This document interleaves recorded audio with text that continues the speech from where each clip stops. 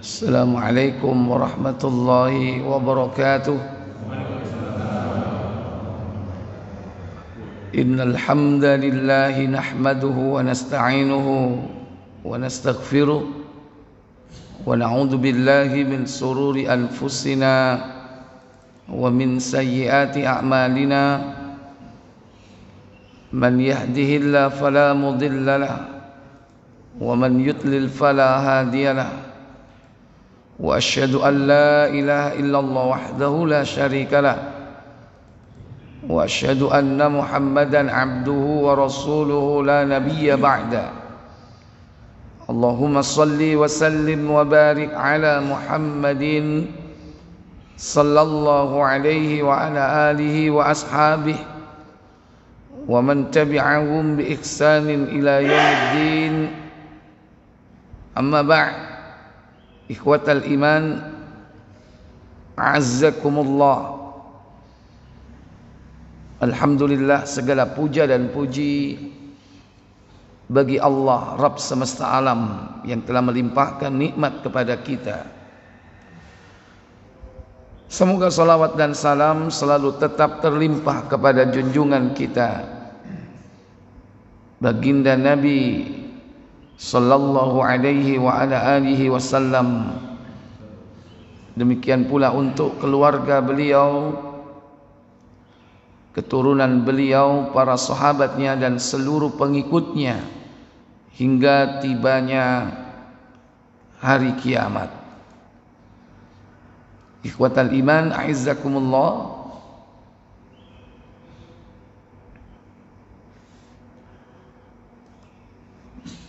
Kita masih membahas tentang tanda-tanda kiamat. Tanda kiamat yang sudah kita bahas yaitu alamatus sughra, tanda-tanda kecil di antara tanda-tanda kiamat. Ada tanda-tanda besar yang disebutkan oleh Nabi sallallahu alaihi wasallam yang jumlahnya ada 10 tanda. 10 tanda tersebut tentu belum terjadi karena yang pertama yaitu munculnya dukhon atau asap. Dalam sebuah riwayat Muslim nomor 2466,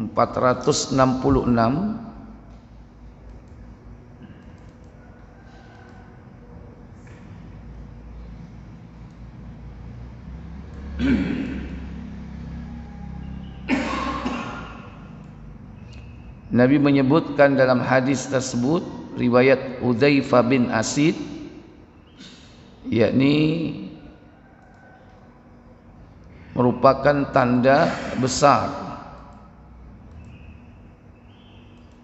Silakan. Dari Hudzaifah bin Asid al-Ghifari radhiyallahu anhu, ia berkata, Rasulullah SAW menengok kami ketika kami sedang berbincang-bincang seraya bertanya, apa yang sedang kalian perbincangkan?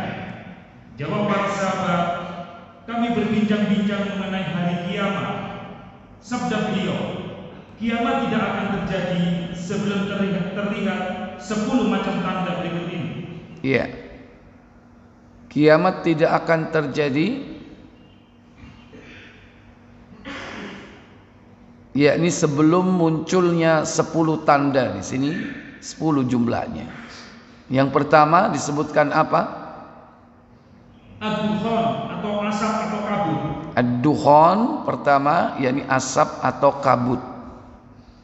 Yang kedua Dajjal, si penipu besar. Ya. Kemudian yang kedua munculnya Dajjal. Yang ketiga Dabba, yaitu binatang melata. Dabbatul ard, binatang melata yang keluar dari bumi. Terus yang ketiga, yang keempat, matahari terbit dari barat. tatlu'u syamsu ila min maghribiha, yakni terbitnya matahari dari tempat terbenamnya. Yang kelima, Isa anak Maryam alaihissalam turun, yakni turunnya Isa bin Maryam. Yang keenam, Ya'juj dan Ma'juj. Ya'juj dan Ma'juj. Kemudian gerhana di timur. Gerhana di timur. Kemudian kedelapan, gerhana di barat. Yang kesembilan, gerhana di Jazirah Arab. Dalam riwayat yang lain, gerhana ini diistilahkan dengan pembenaman, yakni khasfun fil masyriq wa khasfun fil maghrib wa khasfun fi jaziratil Arab. Penenggelaman di timur, penenggelaman di barat, dan penenggelaman di Jazirah Arab. Terakhir, api menyala di Yaman, menghalau umat manusia ke mahsyar atau tempat berkumpul. Ya, munculnya api di negeri Yaman dari sebuah sumur, ya, muncul api besar yang menghalau umat manusia. Kemudian tidak lama terjadi, yakni tibanya hari kiamat, kehancuran. Para ulama menempatkan tanda yang belum terjadi di antara tanda-tanda yang kecil. Kalau yang 10 ini sudah pasti belum. Di antara tanda-tanda kecil yang belum terjadi, yaitu munculnya potongan-potongan emas di Sungai Efrat. Itu belum terjadi. Kemudian yang kedua, yaitu munculnya Imam Al-Mahdi. Sebelum terjadi tanda-tanda yang besar ini, nanti akan muncul, yakni pemimpin kaum muslimin yang merupakan keturunan Rasul sallallahu alaihi wasallam. Banyak hadis yang membicarakan tentang Al-Mahdi, yang orang menyebutnya Imam Al-Mahdi. Di antaranya dalam Sahih Abu Dawud,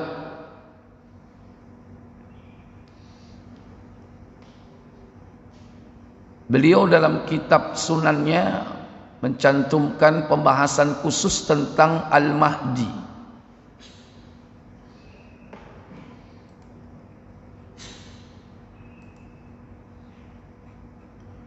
Di nomor 4279.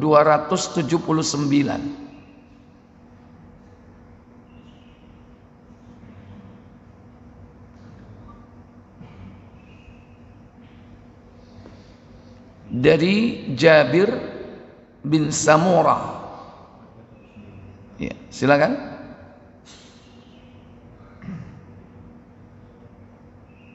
Dari Jabir bin Samurah, ia berkata, aku telah mendengar Rasulullah SAW bersabda. Apa sabda beliau sallallahu alaihi wasallam? Agama ini, yaitu Islam, masih akan terus berdiri hingga muncul kepada kalian 12 khalifah atau pemimpin. La yazalu hadzal dinu, agama ini akan terus tetap tegak, qaiman berarti tetap jaya,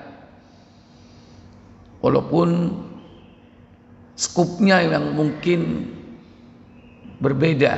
Di zaman Nabi hampir 2/3 belahan bumi dikuasai oleh kaum muslimin. Sekarang Islam ada di mana-mana, tapi mereka tidak menguasai. Islam ada di seluruh penjuru bumi. Tetapi saat ini kehilangan pemimpin. Kalaupun Islam berkuasa, yaitu ditandai dengan tegaknya syariat Islam. Kalau dulu di zaman Nabi dan para sahabat, syariat Islam ditegakkan di negeri-negeri yang telah dibebaskan oleh kaum muslimin. Bahkan negeri-negeri kafir pun tunduk. Kalau sekarang yang menegakkan syariat Islam terbatas. Mungkin hanya beberapa negara saja. Karena sekarang sudah terpecah-pecah. Adanya sistem nasionalisasi ya. Dipecah-pecah menjadi negara-negara. Arab aja udah dipecah-pecah jadi macam-macam. Ada Saudi, ada Kuwait, ada Irak, ada Emirat Arab, macam-macam. Apalagi negeri-negeri yang lain. Dari negeri-negeri yang mayoritas Islam, yang menegakkan syariat Islam, kira-kira yang mana, Pak? Hah? Mana yang menegakkan syariat, Pak? Kalau mencuri dipotong, kalau membunuh dikisos, kalau berzina dirajam, mana yang menegakkan syariat Islam? Mungkin Saudi, atau mungkin muncul lagi sekarang di Afghan, apa itu? Apa Pak? Di Afghan itu namanya apa? Negara apa itu? Istilahnya sekarang itu apa? Mereka sebut apa?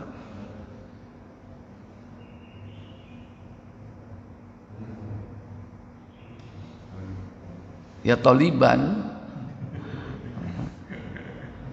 Kan mengklaim sebagai apa? Negara Islam kan? Dan memang menegakkan syariat Islam. Dan itu sudah lama sebetulnya. Nah, jadi hanya beberapa negeri saja. Negeri kita menegakkan syariat atau tidak, Pak? Tidak. Ya karena memang bukan negara Islam kita ini. Negara kaum muslimin karena mayoritas Islam, tapi bukan negara Islam. Sehingga tidak menegakkan syariat Islam. Jadi kalaupun disebutkan dalam hadis ini la yazalu hadzal dinu qa'iman, agama Islam masih akan terus berdiri hingga muncul hatta yakuna alaikum 12 khalifatan, yakni muncul 12 pemimpin. 12 pemimpin. Nabi menyebutkan secara spesifik. Ada berapa di situ? 12. Kemudian secara spesifik Nabi menyebutkan siapa yang jadi pemimpin itu. Lanjut. Setiap mereka atau para khalifah memiliki pengikut. Lalu aku mendengar ucapan Nabi Sallallahu Alaihi Wasallam yang tidak aku mengerti. Maka aku bertanya kepada bapakku, apa yang beliau katakan? Maka bapakku menjawab, semua khalifah itu dari kalangan Quraisy. Ya. Nabi Sallallahu Alaihi Wasallam menyebutkan dalam hadis ini, di samping jumlah mereka berapa? 12. Nabi mengatakan kulluhum tajtami'u alaihil ummatu, setiap mereka para khalifah atau pemimpin itu memiliki pengikut. Kemudian Jabir bin Samurah mengatakan, aku mendengar ucapan Nabi yang tidak aku mengerti. Maka aku bertanya kepada bapakku, apa yang beliau katakan? Bapakku menjawab, kulluhum min Quraisyin. Kulluhum min Quraisyin. Semua khalifah itu yakni dari kalangan Quraisy. Para ulama menjelaskan hadis ini, 12 pemimpin itu semuanya adalah bangsa Arab. Satu. Yang kedua, yakni suku mereka dari Bani atau suku Quraisy. Karena bisa jadi bangsa Arab tapi belum tentu suku Quraisy. Kalau suku Quraisy ini sukunya Nabi Muhammad sallallahu alaihi wasallam. Karena beliau min Quraisyin, berasal dari Quraisy.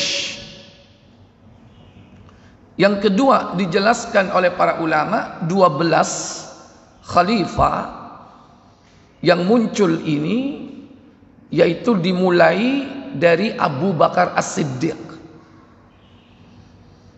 Abu Bakar As-Siddiq ini Quraisy. Dilanjutkan yaitu Umar ibn al-Khattab, khalifah kedua. Khalifah ketiga yaitu Utsman ibn al-Affan. Khalifah yang keempat yaitu Ali bin Abi Thalib. Nah, yang kelima, para ulama memasukkan khalifah itu putra dari Ali bin Abi Thalib, walaupun tidak lama, hanya 6 bulan saja. Siapa dia? Hasan apa Husain? Husain apa Hasan? Hasan, ya. Hasan bin Ali bin Abi Thalib. Husain tidak dimasukkan karena Husain tidak pernah memegang kepemimpinan. Setelah Hasan mendapatkan baiat dari kaum muslimin menggantikan ayahnya Ali bin Abi Thalib, Hasan ini menyerahkan kepemimpinan kepada Muawiyah bin Abi Sufyan. Makanya Nabi sallallahu alaihi wasallam mengabarkan bahwa cucuku ini adalah pemimpin pemuda surga. Dia akan mendamaikan 2 kelompok besar dari kaum muslimin yang berseteru. Siapa 2 kelompok besar yang berseteru? Yaitu pengikut Ali bin Abi Thalib dan pengikut Muawiyah bin Abi Sufyan. Karena terkenal kan terjadi peristiwa tahkim,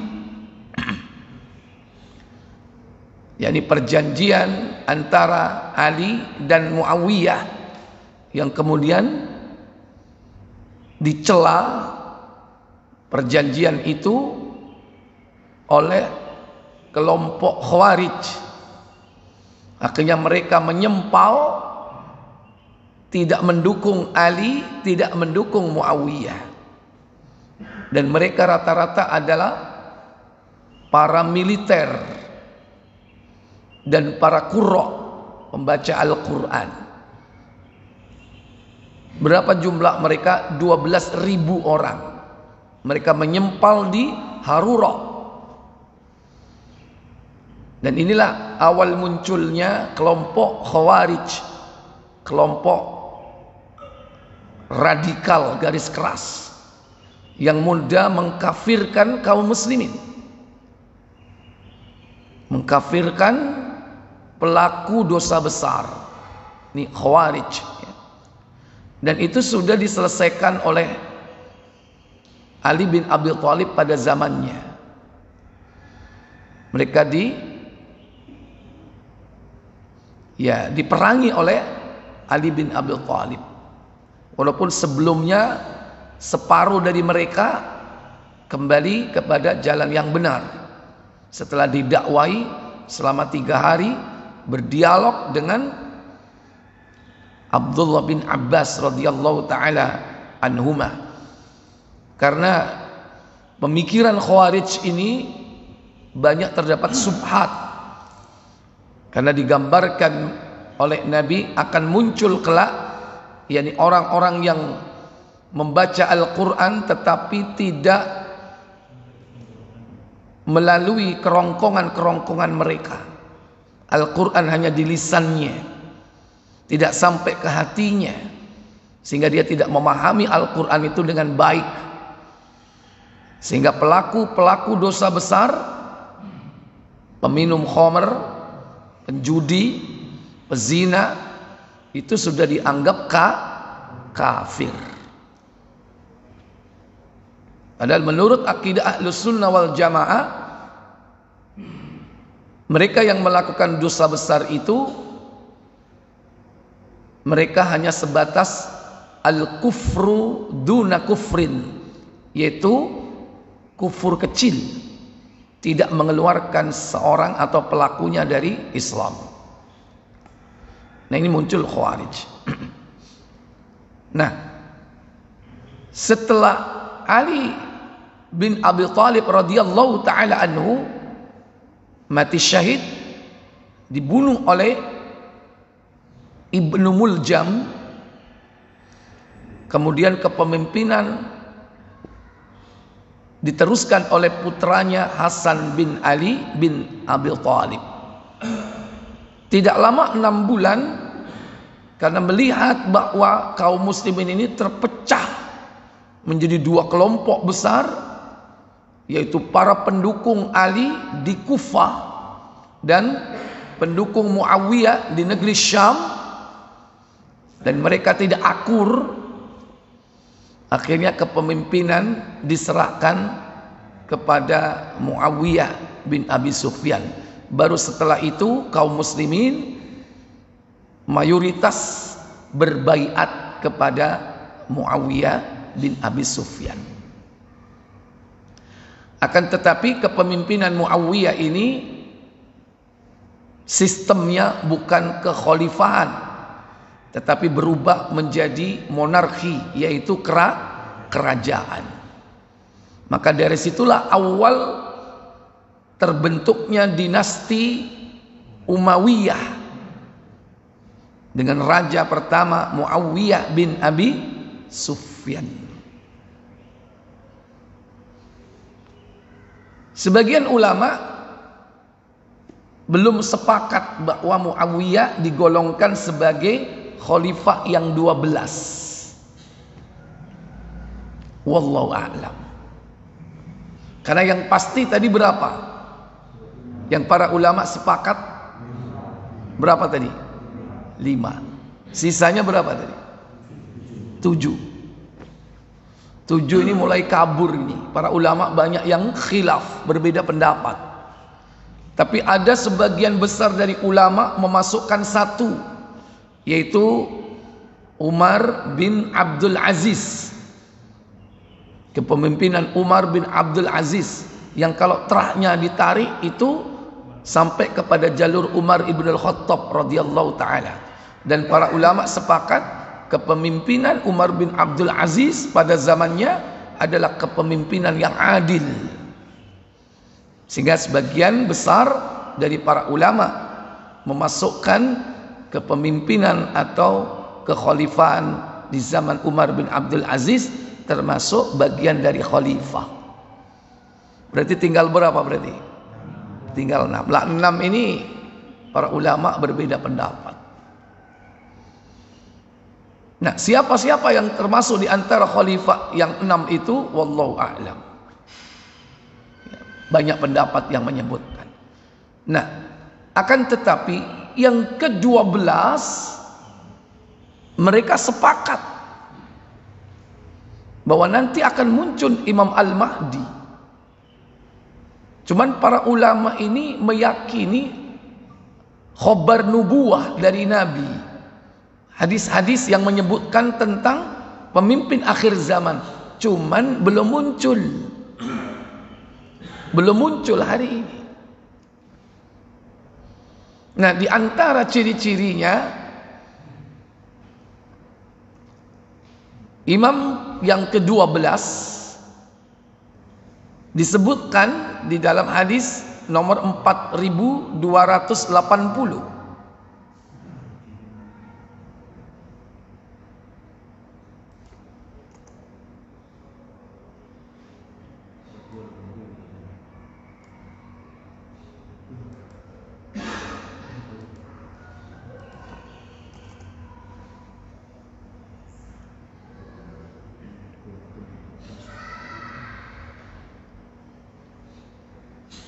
Masih sama ini ya?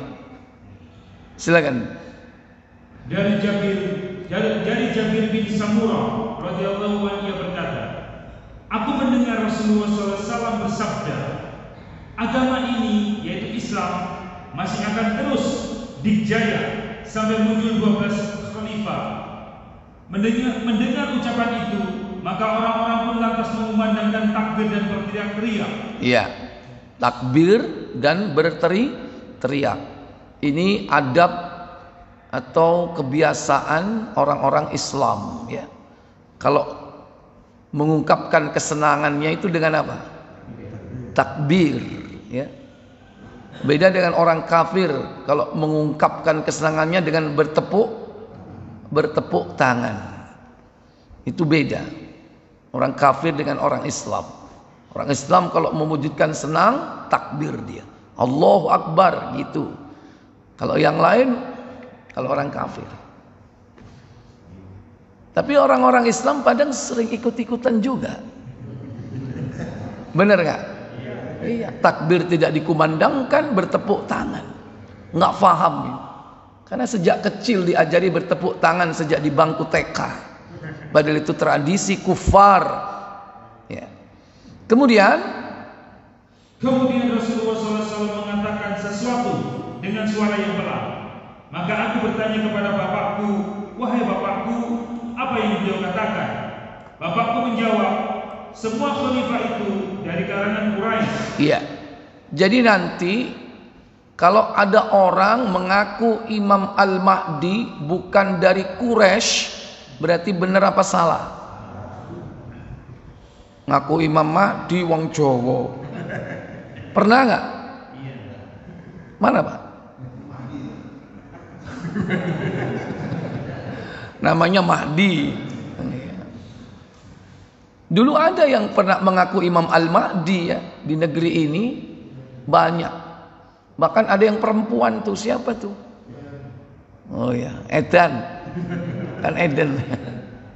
Ya. Jadi semuanya dari Quraisy. Bahkan Nabi menyebutkan ciri-cirinya. Bagaimana Imam Al-Mahdi itu? Baik.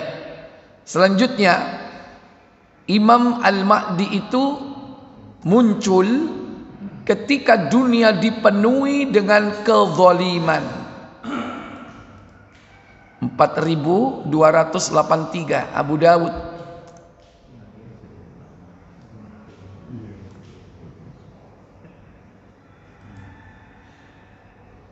Dari Ali bin Abi Thalib radhiyallahu anhu, dari Nabi SAW, beliau bersabda, jika dunia ini hanya tinggal sehari lagi, yaitu dari kehancurannya, maka Allah akan mengutus seorang lelaki dari keluarga Ahlul Baitku.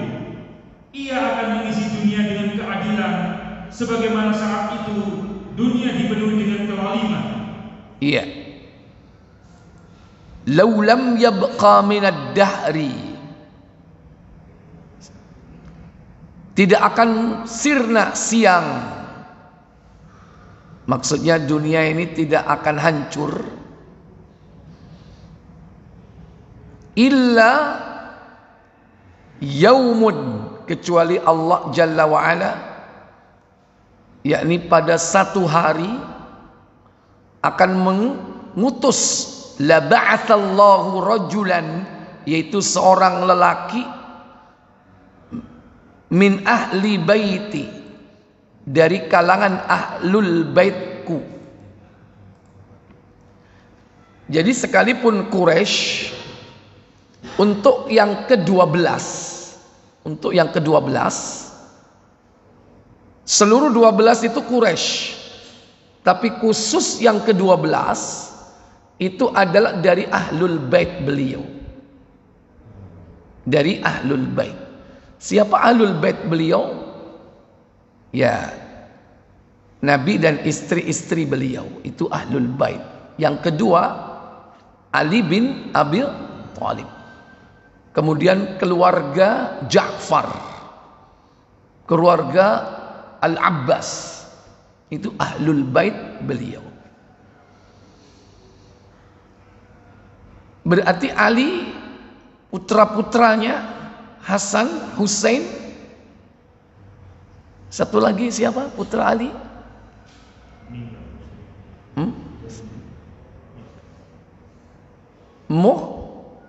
Muhsin, ya. Intil arone Hasan Hussein, ya kan? Mari ngono Muhsin rone penyanyi sampean ini. Jadi putra-putra dari beliau ini semuanya ahlul bait. Cuman di sini ada perbedaan antara Al-Mahdi versi Ahlus Sunnah dengan Al-Mahdi versi Syiah.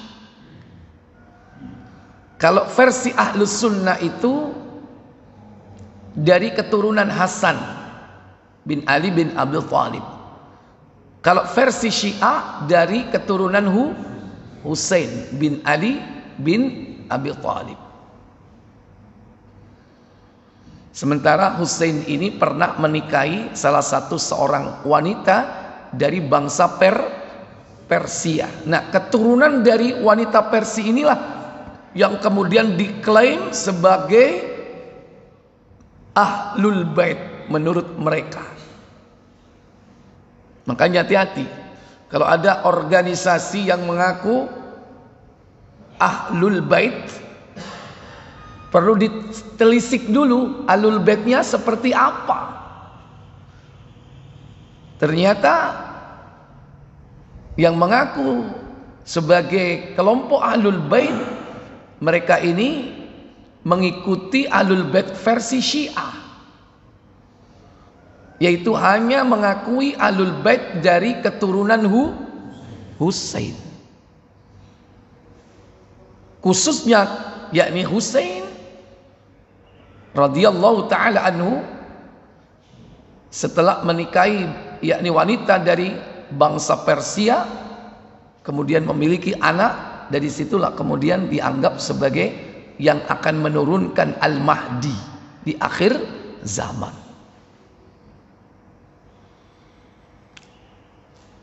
Padahal kalau kita lihat dalam sejarah, yang memungkinkan punya anak lebih banyak itu Hasan apa Husain? Hasan. Kenapa?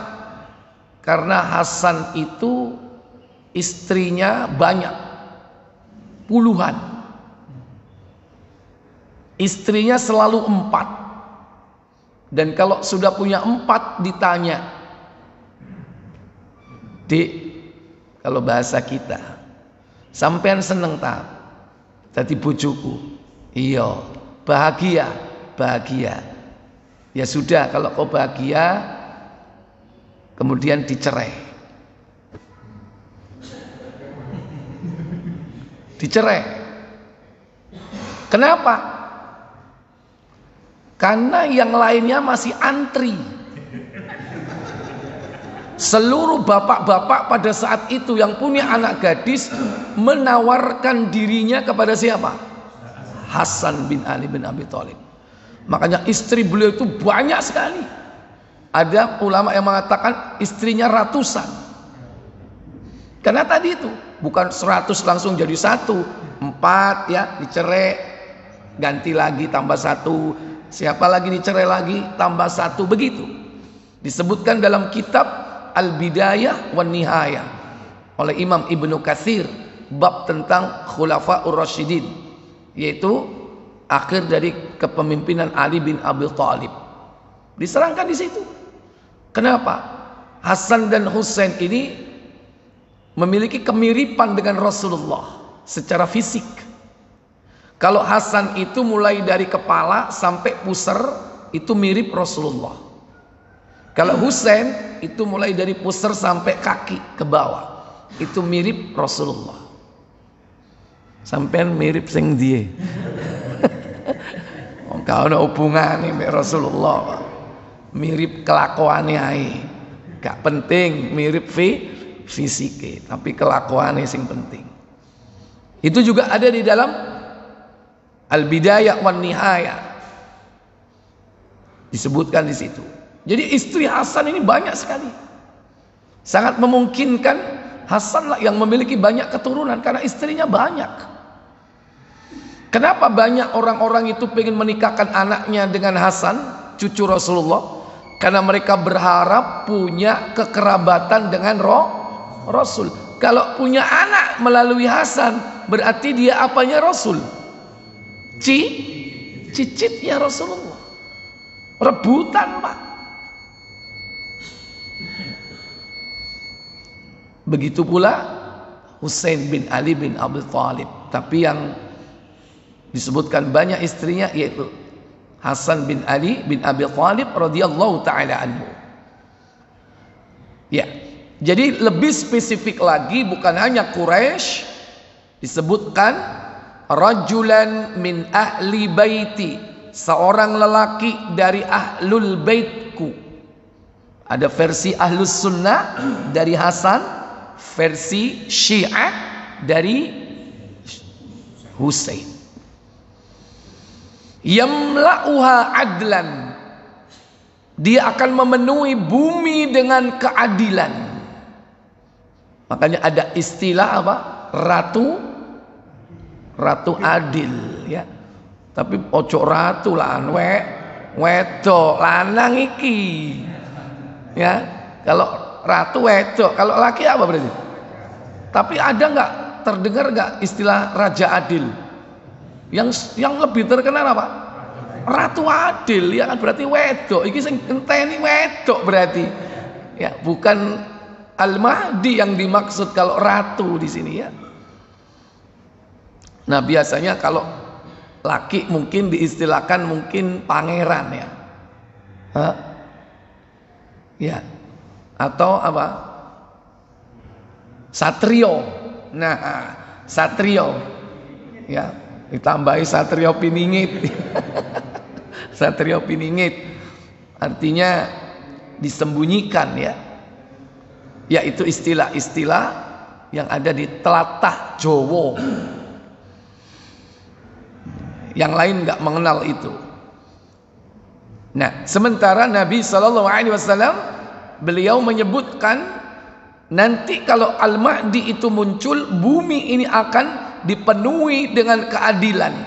Kama muliat jauran, sebagaimana saat itu dunia dipenuhi dengan kelaliman, kezaliman. Sudah terjadi atau belum?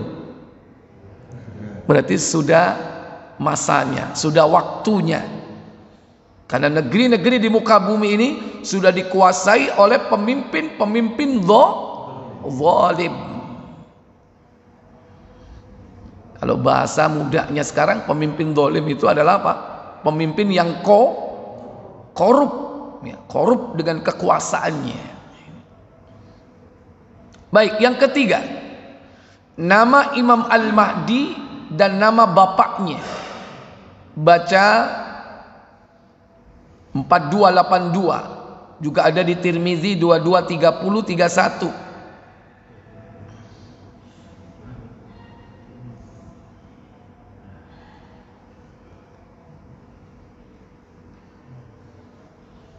Silakan. Dari Abdullah bin Mas'ud radhiyallahu anhu dari Nabi sallallahu alaihi wasallam, beliau bersabda. Apa sabda beliau sallallahu alaihi wasallam? Ketika umur dunia hanya tinggal 1 hari lagi, maka Allah akan memanjangkan hari itu hingga dia mengutus seorang lelaki dari golonganku. atau lelaki dari keluarga Ahlul Bait namanya mirip dengan namaku. Ya. Ismuhu ismi. Namanya mirip dengan namaku. Berarti siapa namanya? Muhammad. Terus nama bapaknya juga sama dengan nama bapakku. wa ismu abihi ismu abi. Dan nama bapaknya sama dengan nama bapakku. Berarti siapa? Abdullah. Sampai seperti ini diterangkan oleh Nabi. Ismuhu ismi wa ismu abihi ismu abi. Namanya mirip dengan namaku, nama bapaknya juga sama dengan nama bapakku. Berarti Muhammad bin Abdullah. Tapi nanti di kalangan Quraisy akan banyak nama-nama Muhammad, ya. Bisa jadi juga banyak bapak-bapaknya yang bernama Abdullah. Sama di zaman Nabi itu pun dulu juga ada yang bernama Muhammad dulu. Bernama Ahmad. Baik. Jadi Nabi SAW menyebutkan namanya adalah Muhammad bin Abdullah, putra Abdullah. Kalau versi Syiah, nah baru beda dengan ini, yaitu Muhammad al-Askari. Bapaknya bukan Abdullah, tapi Muhammad al-Askari. Dan mereka meyakini sudah lahir. Lahirnya kapan? 1000 tahun yang lalu sudah. Itu orang Syiah. Kemana orangnya? Dia menghilang di dalam goa. Namanya Goa Samara. Nanti di akhir zaman akan keluar. Untuk apa? Menegakkan keadilan. Itu versi Syiah. Makanya di depan goa itu sudah disiapkan oleh mereka kuda dengan perlengkapan perangnya. Ketika dia keluar, nanti akan menuju ke Madinah dan akan menghidupkan Umar bin Khattab dan kemudian akan mengkisosnya. Ini versi Syiah. Karena kebencian mereka kepada siapa? Umar bin Khattab dan termasuk Abu Bakar As-Siddiq. Ini cerita-cerita khayalan orang Syiah. Jadi Al-Mahdi itu nanti akan menghidupkan Abu Bakar dan Umar bin Khattab yang mereka benci, yang setiap sholat selalu mereka laknat. Kayak orang Syiah, kalau pas Bapak umroh, ada orang Syiah dari Iran yang sholat, kadang-kadang tangannya begini-begini. Itu dia ucapkan laknat kepada Abu Bakar dan Umar bin Khattab. Mereka menyebutnya dua berhala Quraisy. Kebencian mereka. Dan mereka memang secara umum, terutama Syiah Rafidhah, Syiah Imamiyah, Itsna Asyariyah, mereka mengkafirkan seluruh sahabat Nabi. Yang tidak dikafirkan hanya beberapa sahabat. Ali, Salman Al-Farisi nggak dikafirkan. Karena dari Persia mungkin kali ya, satu suku sama mereka. Kemudian Miqdad bin Al-Aswad tidak dikafirkan sama mereka. Seluruh sahabat Nabi dikafirkan. Bahkan istri-istri Nabi pun demikian. Dianggap telah berkhianat kepada Nabi. Makanya juga mereka punya cerita Al-Mahdi itu ketika keluar nanti, menurut versi mereka, dia akan mendatangi kuburan Aisyah dan menghidupkan Aisyah. Setelah itu dirajam Aisyah, karena mereka telah menuduh bahwa Aisyah telah melakukan serong atau perselingkuhan. Itu bualan-bualan orang Syiah. Ya. terutama Rafidhah. Dan hari ini tidak ada Syiah, melainkan mereka mayoritas adalah Rafidhah, terutama yang juga di negeri kita. Kalau dulu ada Syiah Zaidiyah, itu yang masih mirip dengan Ahlus Sunnah, cuman mereka lebih mengutamakan Ali bin Abi Thalib dari sahabat yang lain. Tapi mereka tidak sampai mengkafirkan para sahabat. Beda yang sekarang. Sekarang ini sama semuanya, yang termasuk di negeri kita. Mereka begitu bencinya kepada Ahlus Sunnah wal Jamaah, terutama dari para sahabat Nabi SAW, yang hakikatnya poin terakhir yang mereka benci adalah Rasulullah. Kenapa? Kalau menuduh para sahabat mereka telah murtad semuanya, berarti itu menganggap bahwa Nabi tidak bisa mendidik para sahabatnya, padahal mereka adalah murid-murid pilihan. Itu tuduhan keji kepada Nabi, seakan-akan Nabi itu tidak bisa tidak berhasil membina, membimbing, mendidik yakni umat Islam. Itu sebetulnya sasaran terakhir mereka. Karena hakikatnya mereka hendak menghidupkan kembali kerajaan kerajaan Persia. Tapi Allah melalui lisan nabinya sudah menghancurkan kerajaan Persia. Setelah kehancuran, Rum tidak akan pernah bangkit, dan Persia tidak akan pernah bangkit setelah kehancurannya. Kehancuran total mereka itu yaitu pada saat Khalifah Umar bin Khattab. Makanya getingnya luar biasa kepada Umar bin Khattab. Sampai-sampai Umar bin Khattab dibunuh pada waktu sholat subuh di hari Ahad, yaitu oleh seorang Majusi, agama orang-orang Persia, yaitu Majusi. Siapa? Abu Lu'lu al-Majus. Dia seorang budak yang membuat khonzar, yaitu belati bermata dua. Ini yang dipakai untuk membunuh Umar bin Khattab, ya, dengan 3 tusukan dada dan perut. Tapi Umar bin Khattab bertahan 3 hari. Setiap kali minum susu, susunya keluar dari perutnya, cur mancur putih. Ini sampean balik wis geblak sampean. Umar bin Khattab bertahan 3 hari, hari Rabu baru meninggal. Ikhwatal iman aizakumullah. Justru pembunuh Umar bin Khattab ini mereka sanjung-sanjung, mereka sematkan atau nobatkan sebagai pahlawan, yang mereka sebut dengan Abu Suja, bapak pemberani. Dan makam dia dirayakan setiap yakni bulan Muharram, hari Asyura. Dirayakan itu makamnya Abu Lu'lu al-Majus. Padahal itu makam fiktif. Di tempat itu tidak ada jasadnya. Mereka buat di Iran sana. Padahal setelah dia membunuh, dia dibunuh oleh sahabat ketika itu.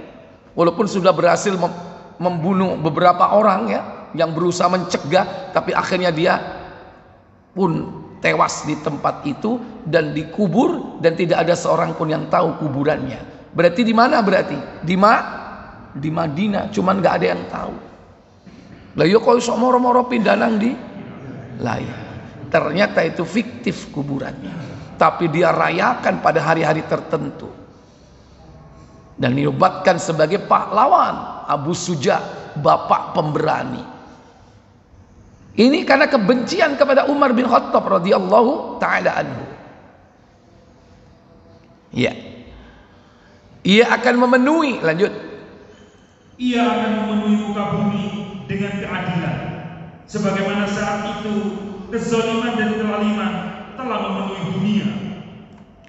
Dalam riwayat yang lain, dalam sebuah riwayat ditambah dengan redaksi, dunia tidak akan hancur hingga datangnya suatu masa ketika bangsa Arab telah dipimpin oleh seorang lelaki dari kalangan keluarga Ahlul Bait yang namanya sama dengan namaku.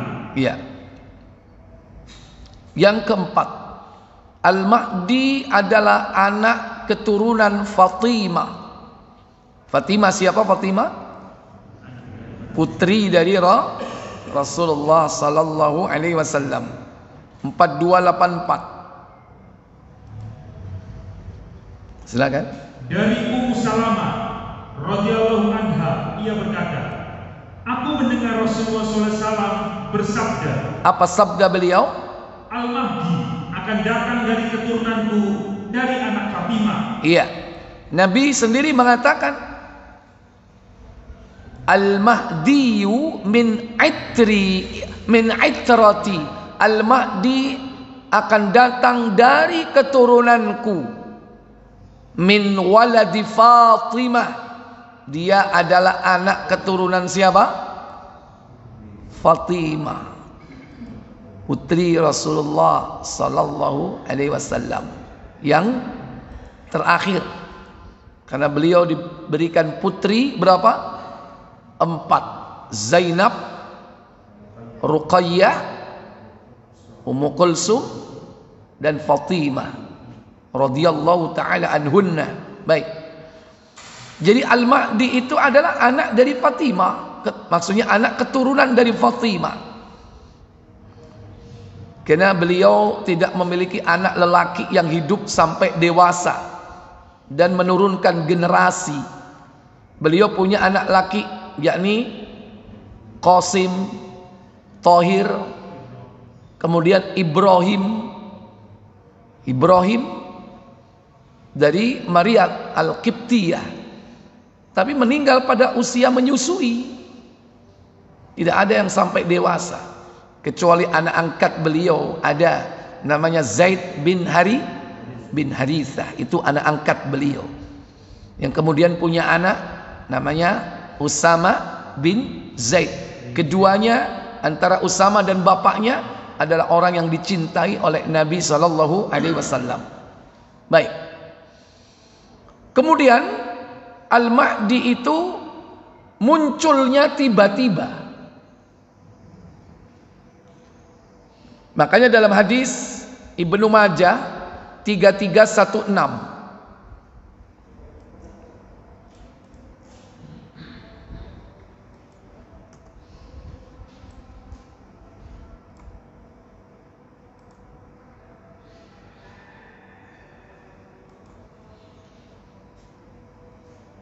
silakan.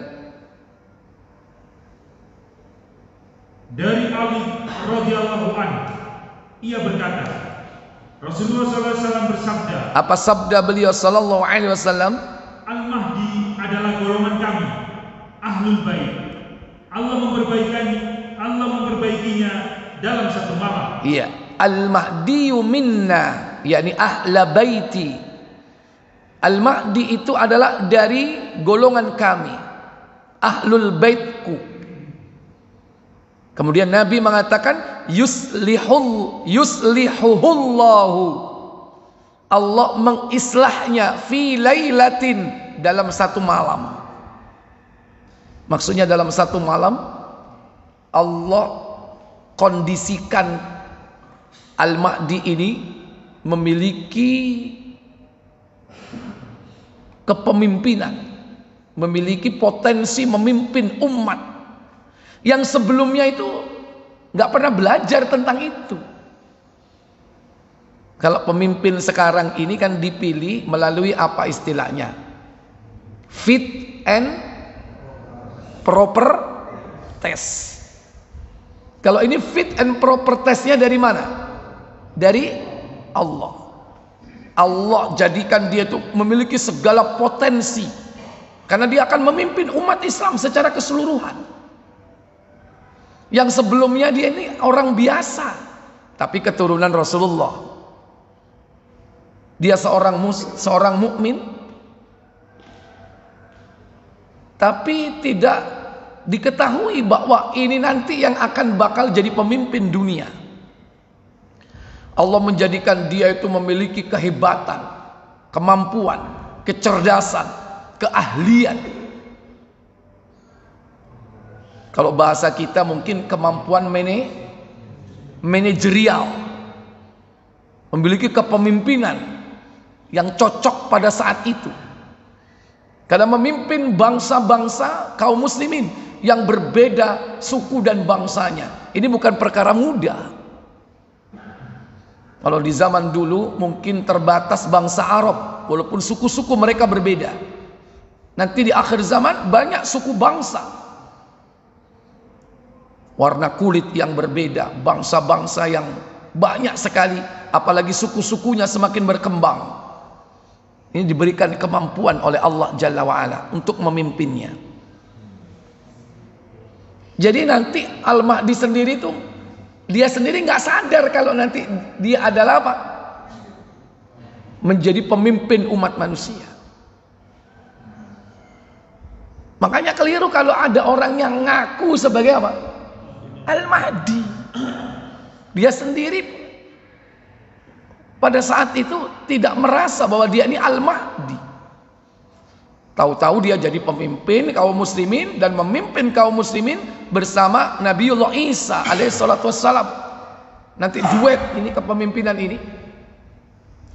Al-Mahdi itu sebagai eksekutif. Kemudian Nabi Isa sebagai yudikatif. Nanti kita bahas pada yakni tanda-tanda besar kiamat, khususnya pada masa turunnya Nabi Isa. Karena Nabi Isa itu disebut dalam hadis oleh Nabi, dikatakan hakaman muqsitan, dia akan menjadi hakim yang adil. Berarti sebagai apa? Sebagai kekuatan yudikatif, sebagai hakim. Adapun eksekutif, pemimpin, ya bahasa kita yakni apa, mungkin presiden, ya, yaitu khalifah yang ke-12 Al-Mahdi. Karena ketika Nabi Isa itu turun, nanti Nabi Isa disuruh mengimami sholat subuh, ditolak. Tidak, engkau wahai Al-Mahdi yang diangkat sebagai pemimpin umat, engkaulah yang mengimami sholat. Maka jadilah Al-Mahdi imam sholat dan Nabi Isa sholat di belakangnya. Baik, itu nanti akan kita bahas secara rinci pada tanda-tanda besar. Nah, Al-Mahdi ini termasuk tanda kecil yang belum terjadi. Berapa lamanya memimpin? Yaitu sekitar 5 atau 7 atau 9 tahun. Hitungannya ganjil ya. Baca Ibnu Majah, Tirmizi 2232.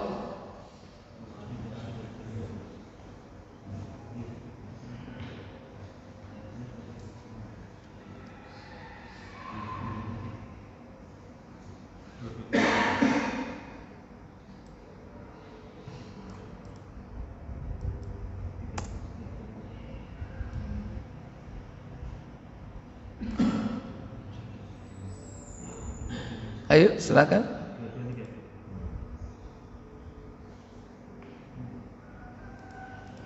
Dari Abu Sa'id Al-Khudri radhiyallahu anhu, ia berkata, kami takut setelah Nabi kita, yaitu Muhammad SAW wafat, terjadi hal-hal yang baru dalam agama atau bid'ah. Nah, kata siapa itu? Dari Abu Sa'id Al-Khudri. Ia berkata, kami takut setelah Nabi kita Muhammad wafat terjadi hal-hal yang baru dalam agama. Sudah muncul atau belum? Terus lanjut. Kami pun lalu bertanya kepada Rasulullah. Beliau kemudian bersabda, sesungguhnya pada umatku ada Al-Mahdi. Dia keluar dan hidup selama 5, 7 atau 9. Yakhruju Aishan, dia akan keluar dan dia hidup khamsan au sab'an au tis'atan. Dia akan hidup selama berapa? 5 atau 7 atau 9 tahun. Kata Zaid, lanjut, Zaid masih ragu. Abu Sa'id mengatakan, kami berkata, apa yang dimaksud? Beliau menjawab, tahun. Ya, yang dimaksud di situ kalimat apa? Khamsan wa sab'an wa tis'atan. Dia menyebutkan 5, 7 dan 9. Cuman tidak disebutkan belakangnya. Makanya Abu Sa'id mengatakan, dia bertanya, mal murad, apa maksudnya itu? Yakni sana, yaitu tahun yang dimaksud. 5 tahun, 7 tahun dan 9 tahun. Beliau melanjutkan, lalu ada seseorang yang mendatangi Mahdi dan berkata kepadanya, wahai Mahdi, berikanlah kepadaku. Beliau melanjutkan, kemudian dia memberikan apa yang ada di dalam pakaiannya sebanyak yang dapat dibawanya. Iya. Jadi Al-Mahdi itu nanti akan memberi siapa yang meminta. Karena kekuasaan kaum muslimin saat itu bisa mengembalikan harta kekayaannya yang dirampas. Karena beliau ketika memimpin bersama Nabi Isa berhasil mengembalikan emas-emas yang dikuasai oleh orang-orang kafir. Jadi yang dimaksud memberi di sini apa? Emas. Jaluk dikei sampai kantonge bek. Sak kuwate dhek nggawa. Dan Al-Mahdi tidak pernah menolak ketika diminta. Sehingga nanti banyak orang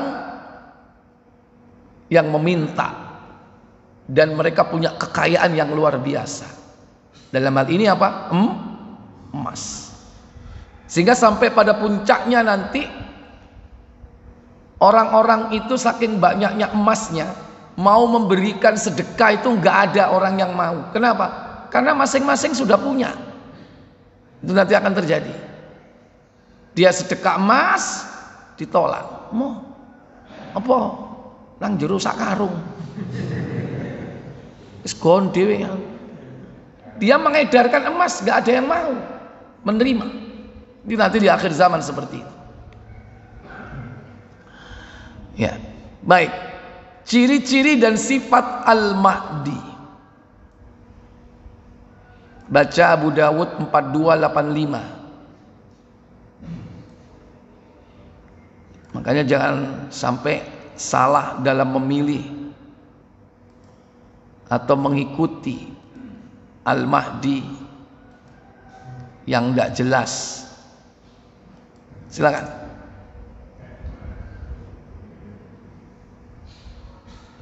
Dari Abu Sa'id Al-Khudri.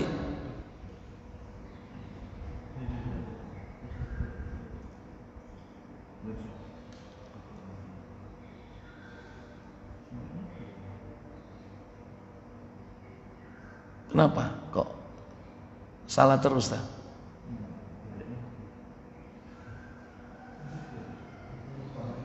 Dari Abu Sa'id Al-Khudri radhiyallahu anhu, ia berkata, Rasulullah SAW bersabda. Apa sabda beliau?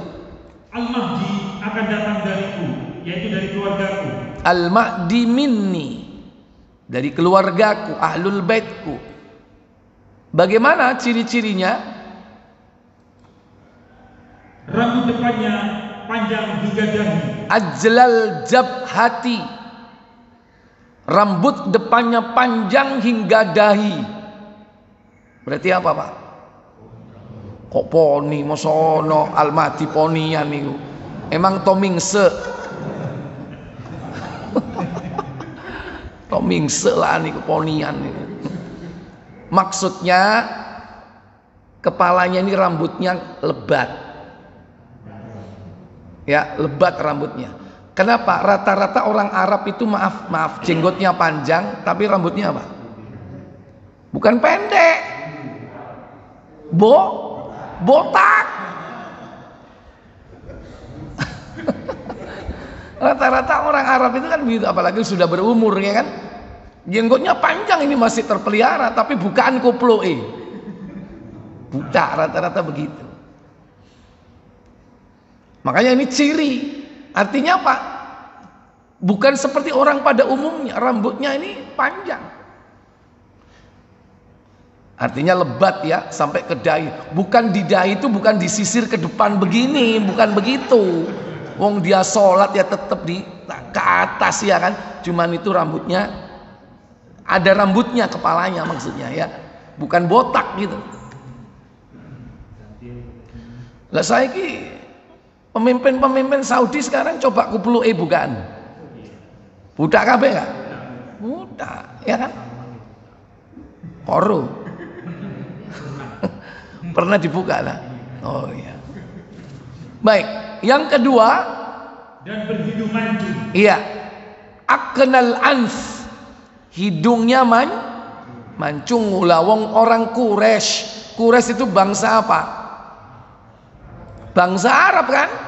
Makanya nek ono wong ngaku Al-Mahdi pesek nyunyuan. Nyunyuan apa? Lo apa kon go rokok? Aja go rokok, seleren tuku rokok lah. Ya, jadi orang Quraisy berarti mancung, wong bangsa Arab hidungnya mancung gitu. Ini sampai disebutkan ciri-cirinya seperti ini oleh Nabi. Dua ciri ini sudah cukup sebetulnya ya. Artinya ketika muncul di negeri-negeri ngaku Al-Mahdi muncul wireng, rambutnya berintik ya kan. Ya apa kira-kira? Ya, ternyata dari Afrika muncul Al-Mahdi, wireng, rambutnya keriting ya. Ya. Paling ngono pesek, cemplung nogot pisan. Ya, kemudian lanjut.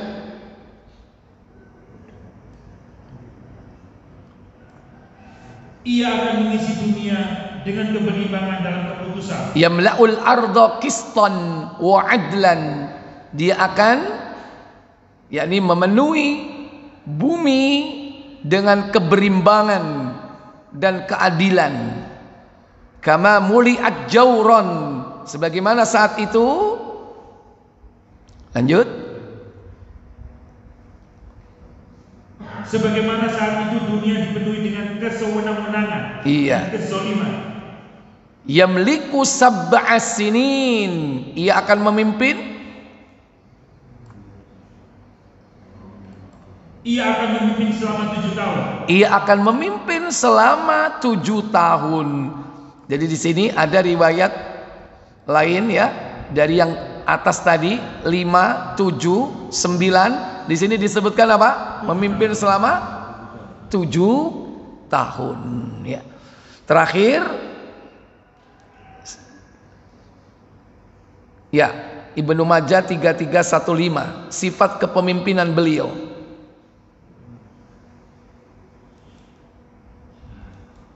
Tiga 3315 Ibnu Majah.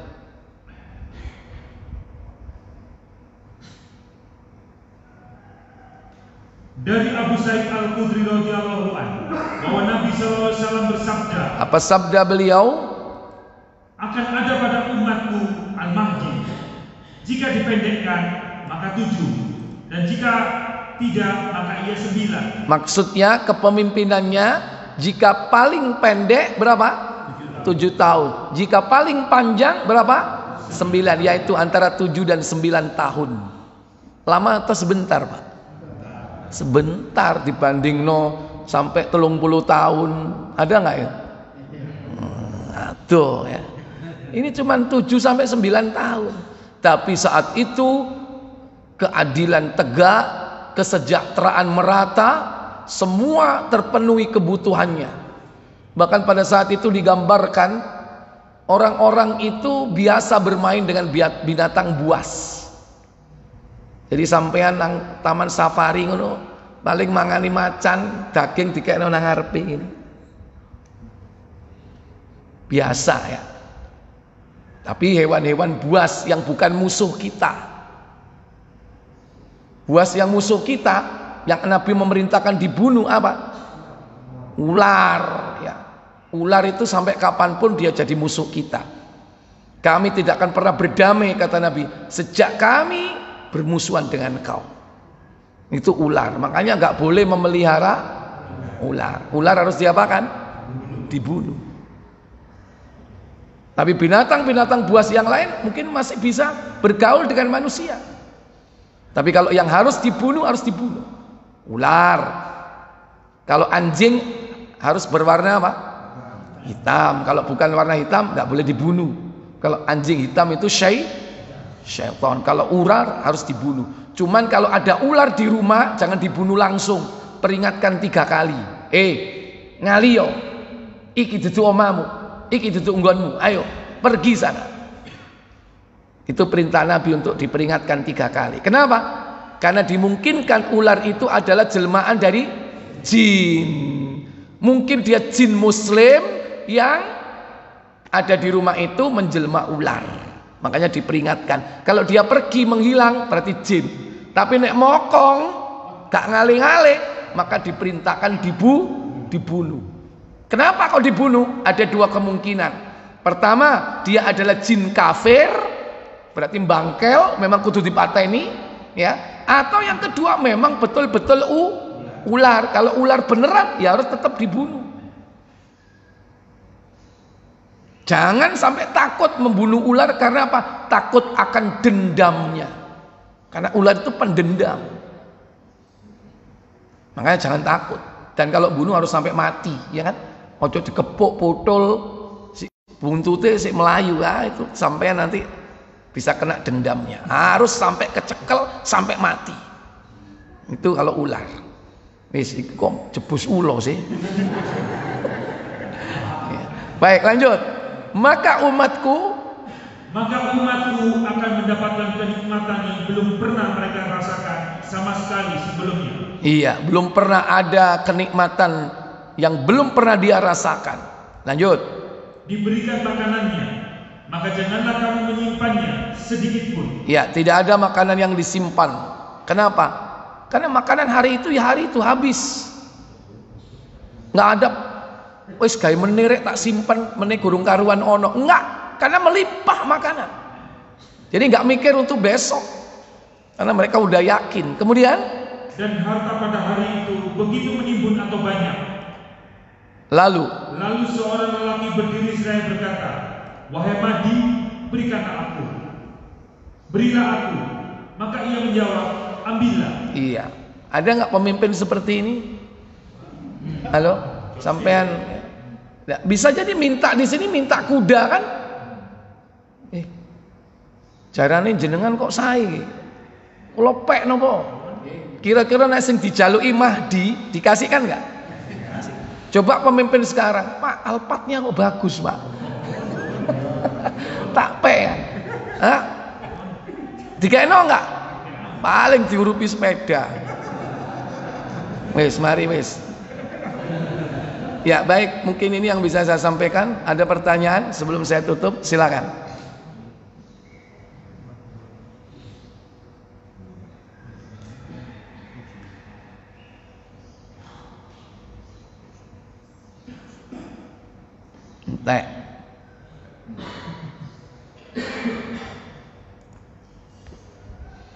Baik, kalau tidak ada pertanyaan, saya cukupkan sampai di sini. Kita tutup dengan kafarat majelis. Subhanakallahumma wa bihamdik, asyhadu an la ilaha illa anta, astaghfiruka wa atubu ilaik. Wassalamualaikum warahmatullahi wabarakatuh.